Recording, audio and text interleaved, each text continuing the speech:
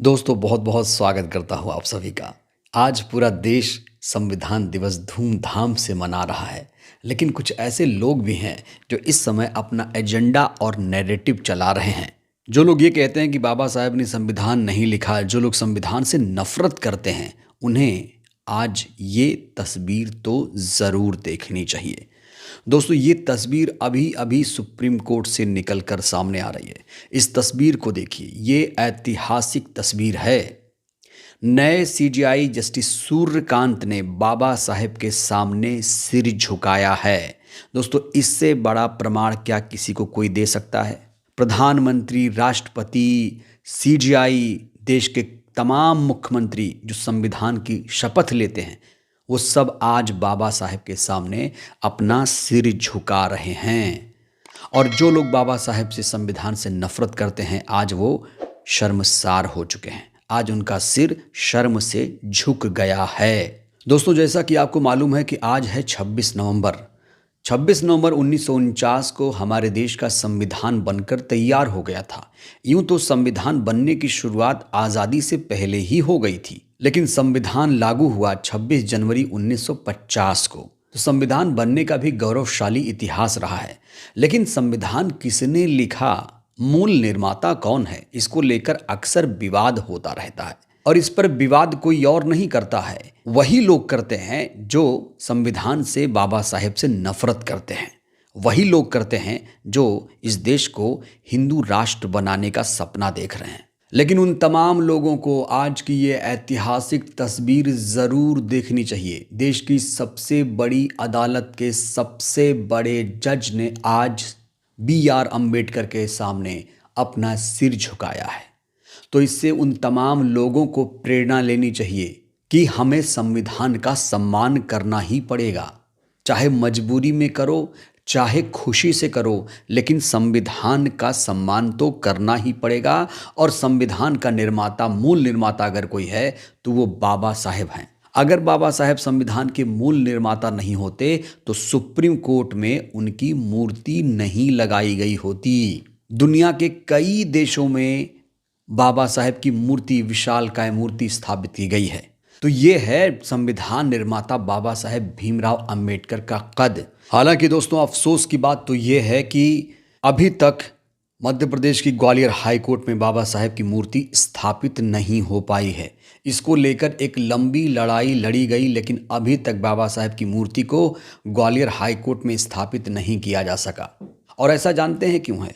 क्योंकि यहाँ पर वो सरकारें हैं जो कहीं ना कहीं बाबा साहेब को पसंद नहीं करती हैं, बाबा साहेब के विचारों पर नहीं चलती हैं।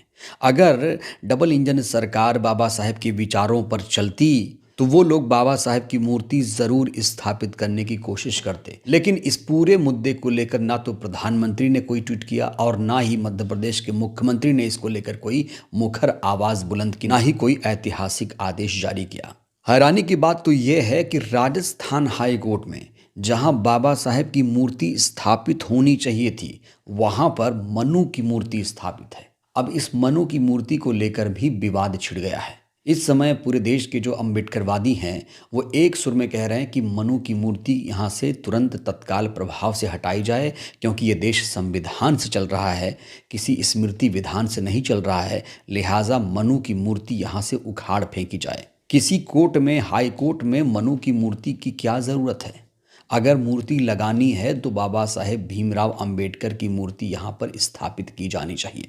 और इसको लेकर अंबेडकरवादी समय समय पर अपनी आवाज़ बुलंद करते रहते हैं।